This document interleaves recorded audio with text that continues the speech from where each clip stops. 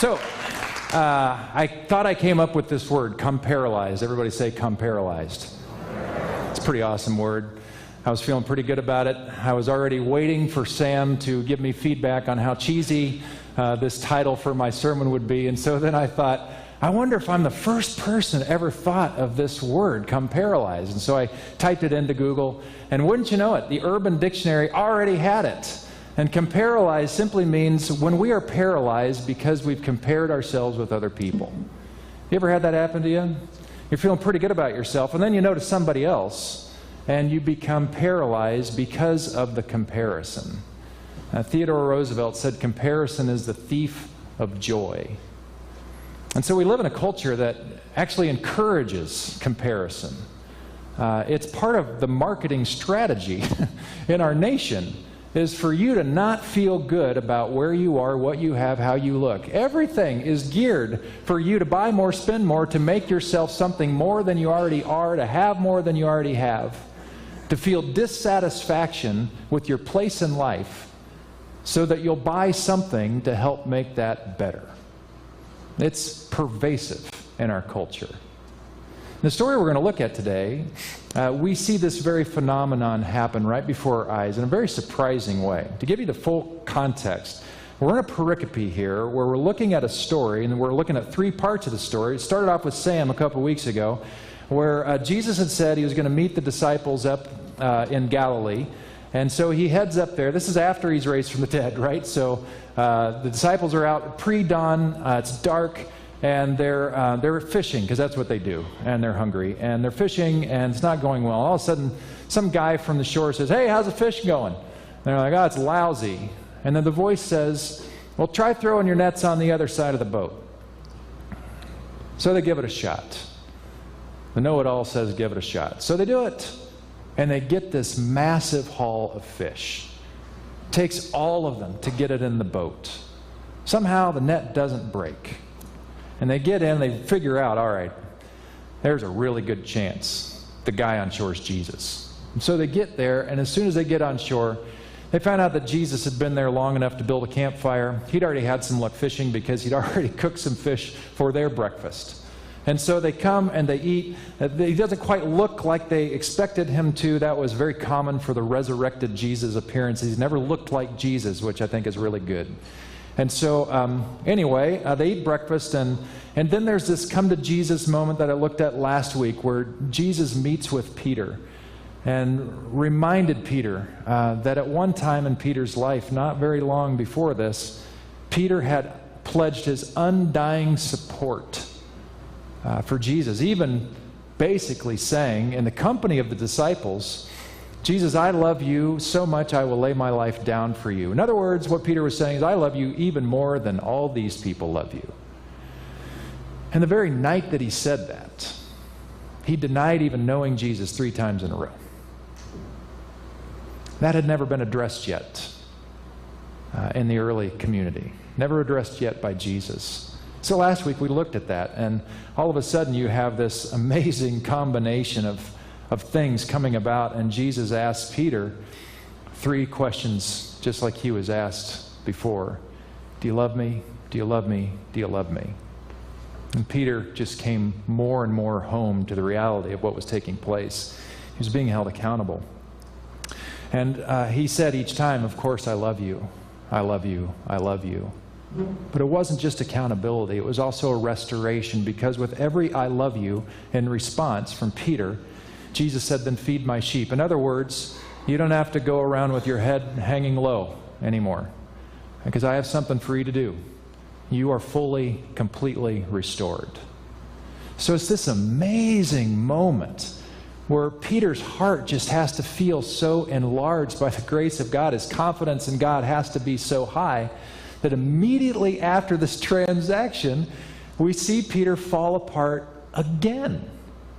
And that's where we run into this text. So let's check it out. This is right after the I love you scene. And Jesus says, after that final I love you, Jesus says, I'm telling you the very truth now. When you were young, you dressed yourself and went wherever you wished. But when you get old, you'll have to stretch out your hands while someone else dresses you and takes you where you don't want to go. He said this to hint at the kind of death by which Peter would glorify God. And then he commanded, "Follow me." Wow, what a follow me. And because everybody knew that the picture that Jesus was painting here was crucifixion. And you're going to be led to a place you don't want to go. You're being led because you're in cuffs. And you're going to have your hand stretched out. Anybody who heard this description in the first century, especially coming from Jesus, would know we're talking about Roman crucifixion here. And nobody would want that. And so Peter, naturally, he hears this. And, you know, they just had this wonderful Hallmark moment where the movie was supposed to be all wrapped up. I told you I loved you. You restored me. So, you know, let's get on to more good news. And immediately it's, nope, this is how it's going to go down. And immediately Peter compares himself. On the next slide, we see it. Turning his head, Peter noticed the disciple Jesus loved. The disciple Jesus loved is mostly considered John, the author of this gospel and also the book of Revelation and a couple letters. Turning his head, Peter noticed the disciple Jesus loved, John, following right behind. When Peter noticed him, he asked Jesus, "Well, Master, what's going to happen to him?" In other words, all right, I got to die for you. Does that guy have to die for you too?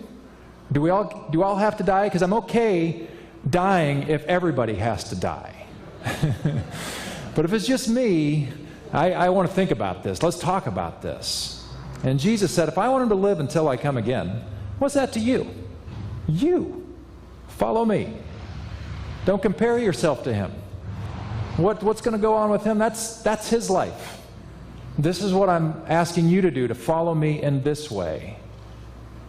And rather than letting that be, Peter very naturally and normally compared himself to the fate of others, and his justice bell started to ring in his head. I don't know if this is fair. He never would have had that thought if he was in isolation, perhaps. Now, I'm probably the only one that has struggled with comparing myself to others. Have any of you struggled in comparing yourself to other people? Thank you for one honest person here today. Thank you, Michelle. You and me, all right? We understand what we're talking about today. The truth is, we all do. I remember when I was, had to be first grade, somewhere in that neck of the woods. I came home, and it was bath time. And at that age, I guess it was still okay for Mom to hang out in the bathroom because I was taking my bath, and I asked my mom, "Mom, am I fat?" And the reason I asked that question is because some kid on the playground said I was fat. Now, I wasn't obese as a kid, but I wasn't skinny as a rail either, like most of the other kids. And so one kid just decided to call me fat. And I noticed right away, comparison is a thing. And I started to compare myself to the other kids. And we'd be lying if we didn't say that we compare our physical appearance to the culture around us. And my hunch is that every one of us in this room at some point in time has either felt really good or really not so good about how you look, how you appear, based on what the culture says you should look like. Which is terrible, because the culture changes its mind, doesn't it? If you were to took the prototype of what a attractive, beautiful woman is today, which, you know, by most magazines is somebody who is pretty unhealthily skinny, right? And you transported them 200 years ago and plopped them down into the culture and said, "What do you think about this gal?" I think they would immediately put her on the prayer chain because they'd be worried about her health. She's a sickly girl. And the poor thing will never get married because she obviously doesn't have enough meat on her bones, you know, to produce children, so she would be the scorn of the community, that which is celebrated today. In fact, if you go back a little further, to be heavy as a woman meant that you had some wealth, and it was considered the essence of beauty. Look at Renaissance art, and you'll see what I'm talking about. And yet I wonder how many women throughout history, and men, but mostly women, because men are pigs. But mostly women have been paralyzed by comparison. That's what comparalyzed means, that we are paralyzed by comparison. And you know, not only does it sometimes make us feel like worms, sometimes it makes us incredibly arrogant. So if we feel really good about ourselves because, you know, we're smarter than average, or we're taller or whatever, or better or whatever than somebody else, the paralysis can happen that way too. To where we get stuck in life because we feel so good about ourselves, because we feel so above everyone else. And guys, it's not just women. We struggle with comparison too. We struggle with how much money we're making. We struggle with what car we're driving, our zip code, our jobs, education. We are equally paralyzed by comparison. And I am not immune to that. As a pastor, I know, you probably don't, because you don't think about it. Why would you think about it? But in church world, comparison is rampant. Rampant. And in most churches, the pastor is the one who carries the load of that comparison. So to become a pastor in most traditions, you got to have a bachelor's degree, and then you have to have a master's degree, a very long master's degree. It usually takes 3 years. They've shortened it since to 2, but the common ones, it takes you 3 years full time. It's a lot of education, a lot of debt for most people. You know how long today people stay in ordained ministry? They are out of the ministry within about 7 years. They've left it. They can't do it anymore. And it's because of one thing. The leading cause for pastors to leave a church and leave a ministry is discouragement. Discouragement. And it's not just because of what's happening or the difficulties of their church. Actually, that's probably not really it. You know why they're discouraged? It's because of comparison. It's because they know there's some church somewhere doing something better than they are, and theirs is, and they feel like losers. And this can happen in very small churches. The average size church, by the way, in America is like 50 people. So if you're a church of 45, the pastor's like, gosh, we're not even average. And they feel terrible about their lot, even if they're doing marvelous things. You know, part of my work, broader than the church, is to help pastors figure out how to be more effective in their ministries and this kind of thing. That's why I know a lot about this subject, not just personally. But I know guys who are doing amazing work in challenging areas who feel like worms, who feel like absolute losers because they're not as strong as in their idea, not as strong as the church down the block that somebody told them about. You know, on the opposite end of the spectrum, with very large churches, I have 2 friends who are pastors of very large churches. And one of my friends, he is as discontent as the guy with a 45-person church, because he's constantly thinking, but I have friends and I have peers who have such bigger churches than mine, and I must be doing something wrong, and he feels terrible about it. I was in Africa with a friend of mine who's a pastor, and this guy's killing it. I mean, just amazing things happen in this church in the Central Valley. It's large. The only thing he can think of is, I just have this number in mind, and it happens to be twice the size of his church is currently. And he's plagued by it. I feel it all the time. I'm not immune to it. That's part of the call in my life from God that I sense is to help churches turn around. That's why I came here, to help it figure out what's our next chapter, and let's go for that. And when I think about other churches I know are doing good stuff, and I compare unfavorably, in my mind anyway, to that, kills me. And you know what the oddity is? I love Crosswalk. I love you guys. I love what we do. And all this is to remind me that comparalyzation is a thing. And we all deal with it in different ways. It may be as trivial as your haircut or your waistline or something else, but we all deal with comparalyzation. And it robs us. It robs us of the life we're meant to have because we keep thinking about somebody else's life, and we don't stack up to that. And so we're not really happy until we're that, not realizing we're not that person, and they're not us, that we are unique. There's only one of us that's been created. And it's our job to live us out well. Well, Peter eventually got it. He got over this little moment. And I think Jesus was respectful here, but I think he was quick with Peter. He was like, don't worry yourself about them. You follow me. I think it was about that quick and that sharp.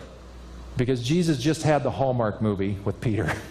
And already he was sticking his foot in his mouth. And I think Jesus just wanted to cut to the quick and say, this is what it's about, Peter. Now, he eventually got it. Check out how Peter wrote decades later in his life.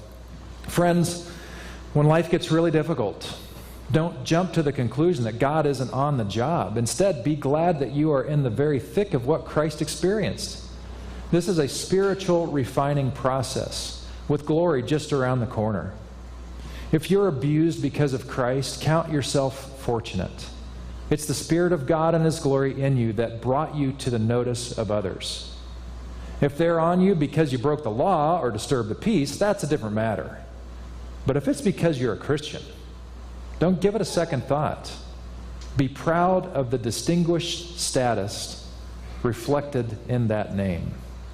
So Peter eventually was crucified in Rome.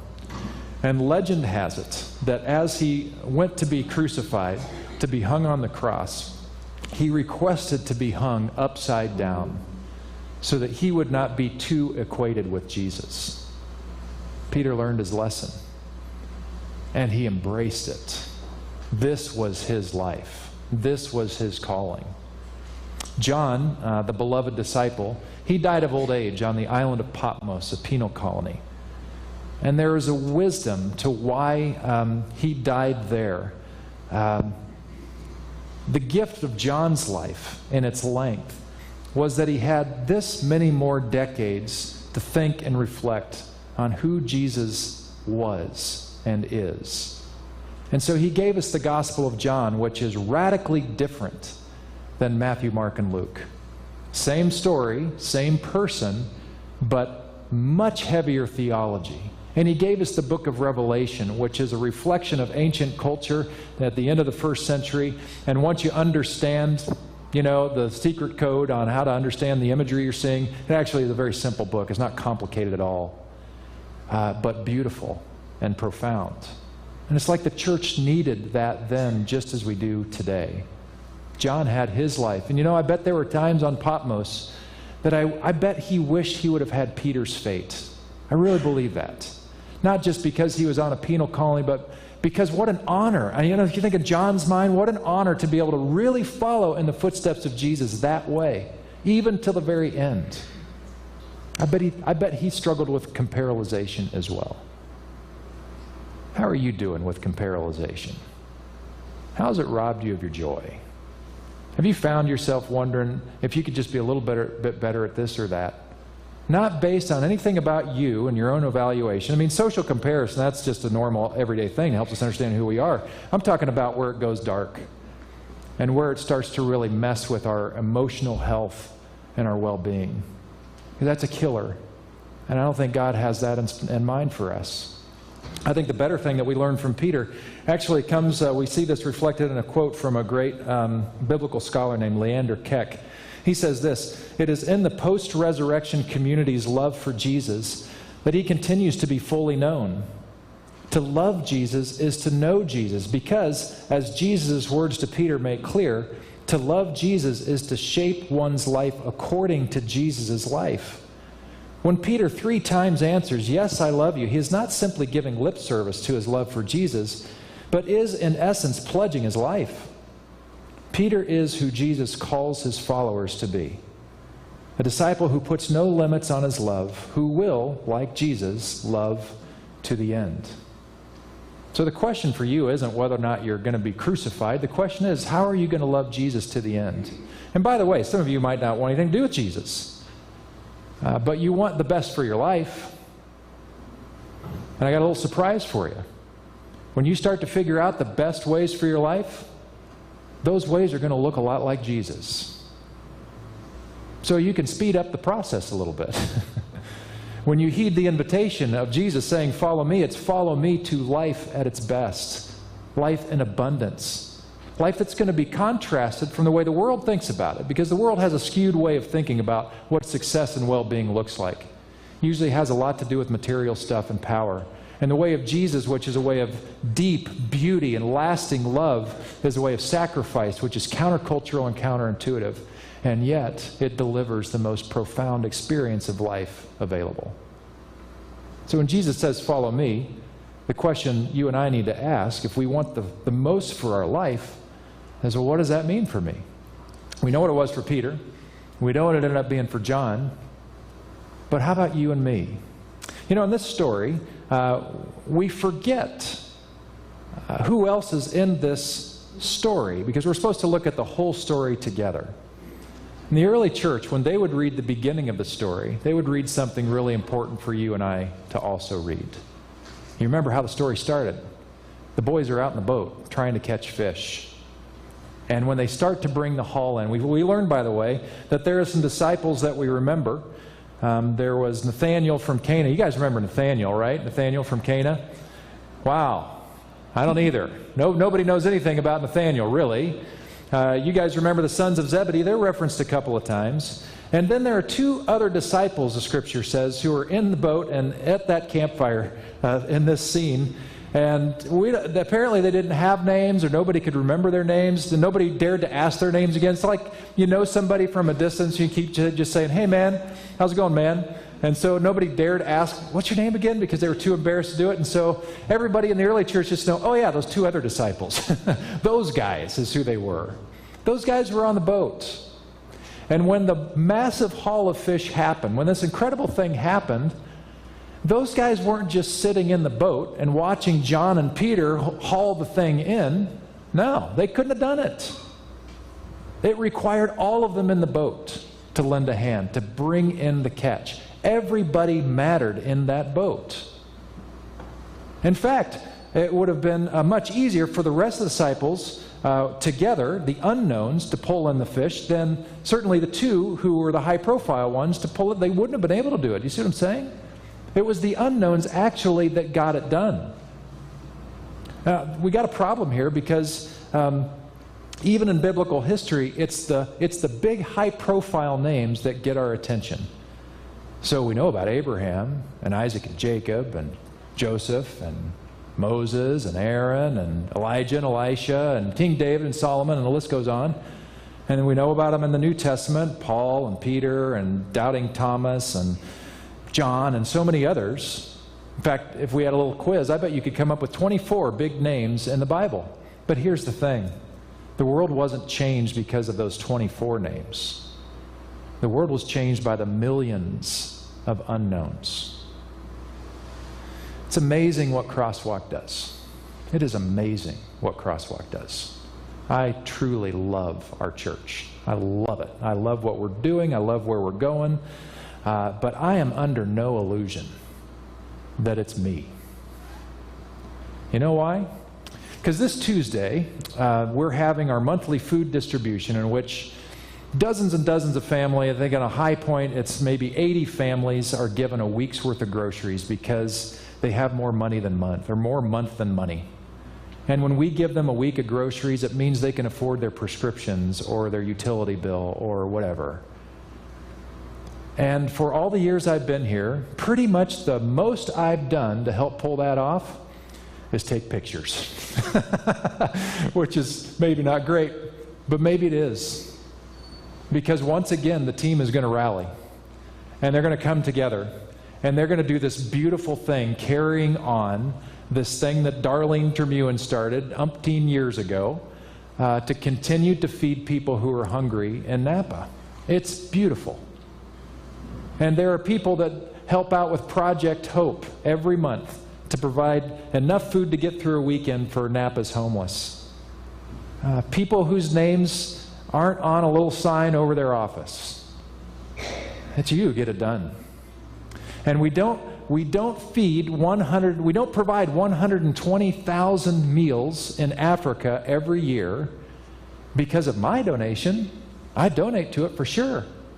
But it's us who've understood the value of this thing. And we're like, we're in on this. It's you. And probably, well, you and me both, honestly, in the grand scope of history, we're all unknowns. And that's beautiful. Because there were other guys in the boat, and the haul of fish wouldn't have come in without everybody. And when Jesus provided breakfast, he didn't just give it to Peter and John. He had breakfast for everybody. He fed them all because they were all equally important, all there to do their thing. We don't know much about Nathaniel, but I bet he had some conversations around the mailbox and the water cooler. I bet while he was trucking around with his life, I bet he came across more times than he could ever imagine, times where he impacted somebody's life, shifted it. He was one part of the process that helped this person get things back on track, to renew their life as God is after in history. And I bet there were some family reunions that those other disciples went to. Nobody could remember their names there either, but nobody asked because it's a family reunion. And I bet they were there with that, and people were asking, what are you guys up to? He says, well, we're in this movement. This Jesus following thing. We still got our day job, but we're doing this thing. And man, it's just amazing what we see. And I wonder how many families were positively altered because these unknowns did incredible things. You and I are the unknowns. You and I are the unknowns who do extraordinary things, but we will not, or we will be limited in our extraordinariness if we allow ourselves to be paralyzed by comparison. If we pull a Peter maneuver, saying, what about that guy? Or I'm not as good as him. Or I'm not as pretty as him or her or whatever. Or I'm not as rich as that guy, so I don't have value. That will kill our capacity.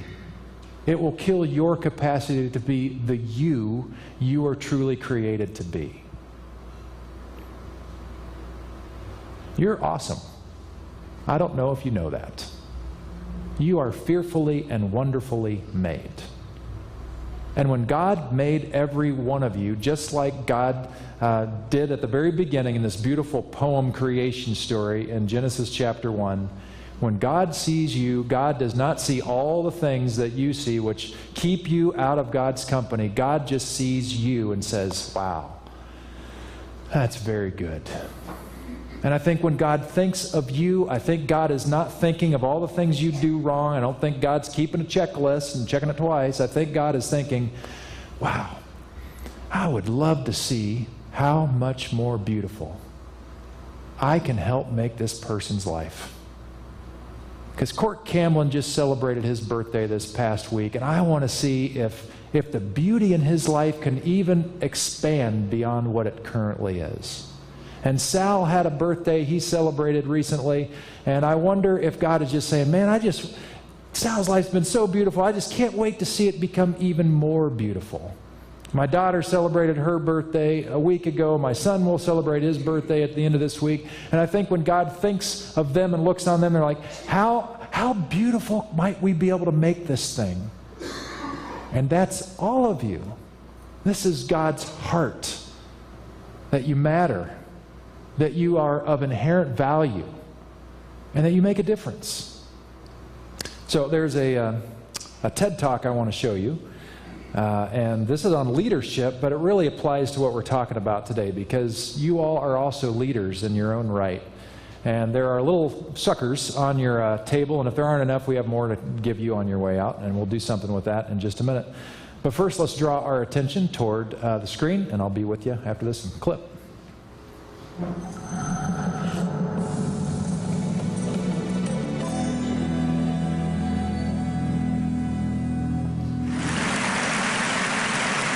I want to start by asking everyone in the audience here a question. How many of you are completely comfortable with calling yourselves a leader? See, I've asked that question all the way across the country, and everywhere I ask it, no matter where, there's always a huge portion of the audience that won't put up their hand. And I've come to realize that we have made leadership into something bigger than us. We made it into something beyond us. We made it about changing the world. And we've taken this title of leader and we treat it as if it's something that one day we're going to deserve. But to give it to ourselves right now means a level of arrogance or cockiness that we're not comfortable with.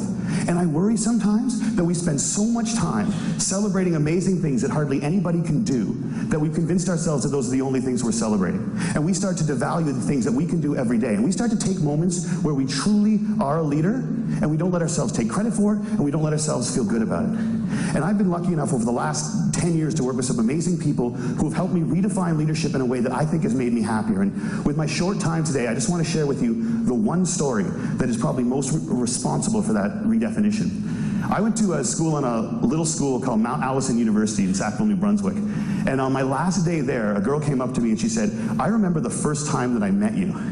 And then she told me a story that happened 4 years earlier. She said, on my day before I started university, I was in the hotel room with my mom and my dad, and I was so scared and so convinced that I couldn't do this, that I wasn't ready for university, that I just burst into tears. And my mom and my dad were amazing. They were like, "Look, we know you're scared, but let's just go tomorrow. Let's go to the first day, and if at any point you feel as if you can't do this, that's fine. Just tell us, we'll take you home. We love you no matter what." And she said, so I went the next day and I was standing in line getting ready for registration, and I looked around and I just knew I couldn't do it. I knew I wasn't ready. I knew I had to quit. And she says, I made that decision, and as soon as I made it, there was this incredible feeling of peace that came over me. And I turned to my mom and my dad to tell them that we needed to go home. And just at that moment, you came out of the Student Union building wearing the stupidest hat I have ever seen in my life. It was awesome. And you had a big sign promoting Shine-A-Rama, which is Students Fighting Cystic Fibrosis, a charity I've worked with for years. And you had a bucket full of lollipops. And you were walking along and you were handing the lollipops out to people in line and talking about Shine-A-Rama. And all of a sudden, you got to me and you just stopped and you stared. It was creepy. This girl right here knows exactly what I'm talking about. And then you looked at the guy next to me, and you smiled, and you reached in your bucket, you pulled out a lollipop, and you held it out to him. And you said, you need to give a lollipop to the beautiful woman standing next to you. And she said, I have never seen anyone get more embarrassed faster in my life. He turned beet red, and he wouldn't even look at me. He just kind of held the lollipop out like this. And I felt so bad for this dude that I took the lollipop. And as soon as I did, you got this incredibly severe look on your face, and you looked at my mom and my dad, and you said, look at that. Look at that. First day away from home, and already she's taking candy from a stranger. And she said everybody lost it. 20 feet in every direction, everyone started to howl. And I know this is cheesy, and I don't know why I'm telling you this, but in that moment when everyone was laughing, I knew that I shouldn't quit. I knew that I was where I was supposed to be, and I knew that I was home. And I haven't spoken to you once in the 4 years since that day, but I heard that you were leaving. And I had to come up and tell you that you've been an incredibly important person in my life, and I'm going to miss you. Good luck. And she walks away, and I'm flattened. And she gets about 6 feet away, she turns around and smiles and goes, you should probably know this too. I'm still dating that guy 4 years later. A year and a half after I moved to Toronto, I got an invitation to their wedding. Here's the kicker, I don't remember that. I have no recollection of that moment, and I've searched my memory banks because that is funny, and I should remember doing it, and I don't remember it. And that was such an eye-opening, transformative moment for me to think that maybe the biggest impact I'd ever had on anyone's life, a moment that had a woman walk up to a stranger 4 years later and say, you've been an incredibly important person in my life, was a moment that I didn't even remember. How many of you guys have a lollipop moment, a moment where someone said something or did something that you feel fundamentally made your life better? All right. How many of you have told that person they did it? See, why not? We celebrate birthdays where all you have to do is not die for 365 days. And yet we let people who have made our lives better walk around without knowing it. And every single one of you has been the catalyst for a lollipop moment. You have made someone's life better by something that you said or that you did. And if you think you haven't, think about all the hands that didn't go back up when I asked that question. You're just one of the people who hasn't been told. But it is so scary to think of ourselves as that powerful. It can be frightening to think that we can matter that much to other people. Because as long as we make leadership something bigger than us, as long as we keep leadership something beyond us, as long as we make it about changing the world, we give ourselves an excuse not to expect it every day from ourselves and from each other. Marianne Williamson said, our greatest fear is not that we are inadequate. Our greatest fear is that we are powerful beyond measure. It is our light and not our darkness that frightens us. And my call to action today is that we need to get over that. We need to get over our fear of how extraordinarily powerful we can be in each other's lives. We need to get over it so we can move beyond it. And our little brothers and our little sisters, and one day our kids, or our kids right now, can watch us start to value the impact we can have on each other's lives more than money and power and titles and influence. We need to redefine leadership as being about lollipop moments. How many of them we create, how many of them we acknowledge, how many of them we pay forward, and how many of them we say thank you for. Because we've made leadership about changing the world, and there is no world. There's only 6 billion understandings of it. And if you change one person's understanding of it, one person's understanding of what they're capable of, one person's understanding of how much people care about them, one person's understanding of how powerful an agent for change they can be in this world, you change the whole thing. And if we can understand leadership like that, I think if we can redefine leadership like that, I think we can change everything. And it's a simple idea, but I don't think it's a small one. And I want to thank you all so much for letting me share it with you today.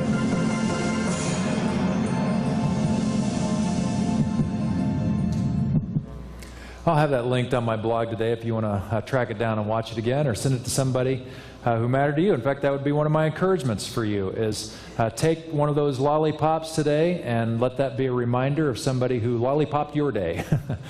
Or maybe you're going to lollipop somebody's day today, and you're going to change it for them because they made an impact on you. How many can remember somebody somewhere along the line that did this kind of a thing to you? Any of you ever had that happen? Yeah, a whole lot of you.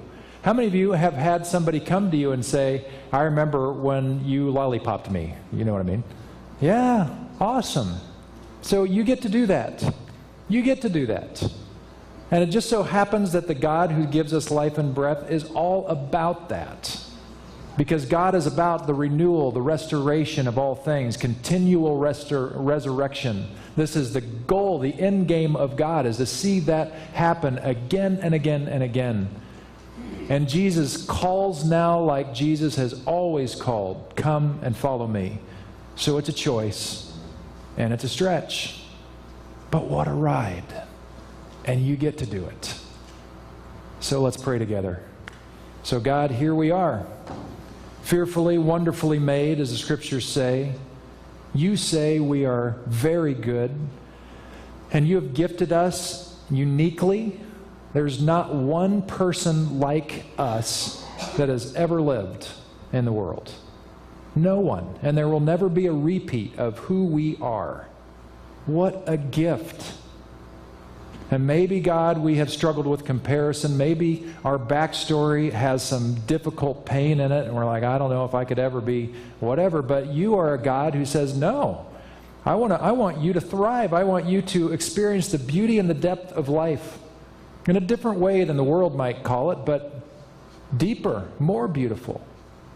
And so even with our backstories that certainly include pain, you say to us, yeah, let's bring that to the table so that even that can be used to do beautiful things in the world. So God, remind us, especially when we go comparing ourselves with others, that that's just not going to help us, and it's going to paralyze us, and that you have given us the unique capacity to be us and to be us well. So help us be blessings in the world. As we lollipop people's day, I pray that you will bring joy to us, because I think that just goes with it. And that you help us know that we are indeed a part of your grand plan of bringing everything back, of renewing everything, restoring everything, that peace and harmony would reign. I pray this in Jesus' name. Amen.